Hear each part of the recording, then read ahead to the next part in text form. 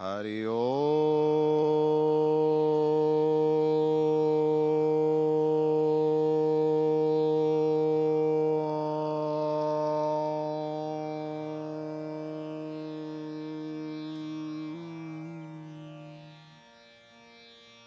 आपके मन में एक बात आ रही होगी कि यज्ञ का किया क्यों जाना होता है, क्या इसका अर्थ होता है, ये सब क्या होता है।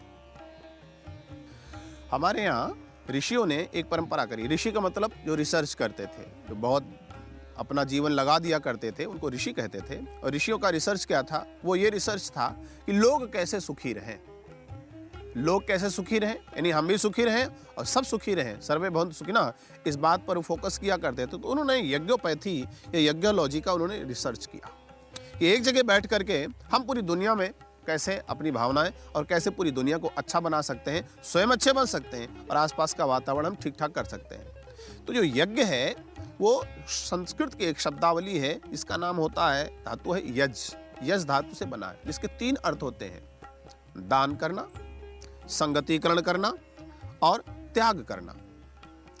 दान करने का मतलब होता है किसी की मदद कर देना, ये दान हो गया। यज्ञ में जो कुछ डालते हैं ये सब चीजें हैं, आप देख लेना, अच्छी से अच्छी खाने पीने वाली चीजें सब समर्पित हो जाएंगी, ये दान हो जाएगा। फिर क्या होगा? इसका एक अलग प्रयोग है। अपने से छोटों की मदद करना वो दान ही कहलाता है। किसी जरूरतमंद की सहायता कर देना वो दान कहलाता है। और दान को यज्ञ कहा गया। यज्ञो वही श्रेष्ठतमम कर्म, श्रेष्ठ कर्म ही यज्ञ है। जितने श्रेष्ठ कर्म होते हैं, जैसे विनोबा भावे का भूदान आंदोलन, तो भूदान यज्ञ कहला दिया गया। रक्त का दान कर दो, कोई मरता हुआ कोई व्यक्ति जीवित हो जाए तो वो रक्तदान यज्ञ हो जाएगा। आंखों से कोई नेत्रहीन है, नहीं देख पा रहा, तो नेत्रों का दान कर दिए तो नेत्रदान यज्ञ हो गया। यानी परहित के लिए आप जो कुछ देते हैं तो वो यज्ञ की श्रेणी में आता। एक तो दान का आशय यह है। दूसरा, संगतिकरण। संगतिकरण का मतलब होता है तालमेल बनाना, सामंजस्य बना करके रहना। वो चाहे छात्र और चाहे अध्यापक हो, चाहे दुकानदार और ग्राहक हो, चाहे वो कोई भी हो, तालमेल बनाना पड़ता। यहां तक कि पति पत्नी परिवार के बीच में भी तालमेल बनाना पड़ता। विपरीत स्वभाव के लोग भी एक साथ बैठ करके तालमेल बना लेते हैं, जीवन यापन करते रहते हैं। तो इसको संगतिकरण कहा गया है। संगतिकरण, मिलजुल करके रहना। एक लकड़ी कोई भी तोड़ दे, लेकिन गट्ठर हो जाता है तो तोड़ पाना कठिन हो जाता है उसको। संगतिकरण। तीसरा अर्थ होता है देव पूजन। देव पूजन, देवताओं का पूजन करना। ये देवता क्या होते हैं? जो मदद करते हैं, जो सहायता करते हैं, जो देते हैं, वही देवता है। अब सूर्य को देवता मानते हैं, क्यों? सूर्य देव हमको मदद करते हैं। क्या करते हैं? प्रकाश देते हैं, तमाम प्रकार की वनौषधियां देते हैं, तो भगवान हो गए। जल को हम देवता मानते हैं, क्योंकि जल के बिना जीवन संभव नहीं है, जल देवता हो गया। प्रकृति को हम देवी देवता मानते हैं।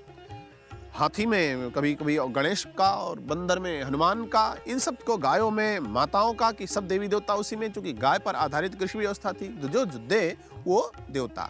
तो जो ज्ञान दे, जो कुछ प्यार दे, जो कुछ सहयोग दे, जो संरक्षण दे, वो सब रिस्पेक्टेड है। जो रिस्पेक्टेड है वो देवी देवताओं की श्रेणी में आता है और उनका हम पूजन करते हैं। तो तीनों अर्थों का हमको लाभ यहाँ पर प्राप्त हुआ।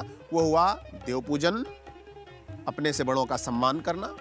संगतिकरण, अपने वालों के साथ में मिलजुल करके रहना, जीवन यापन करना, वो संगतिकरण हो गया।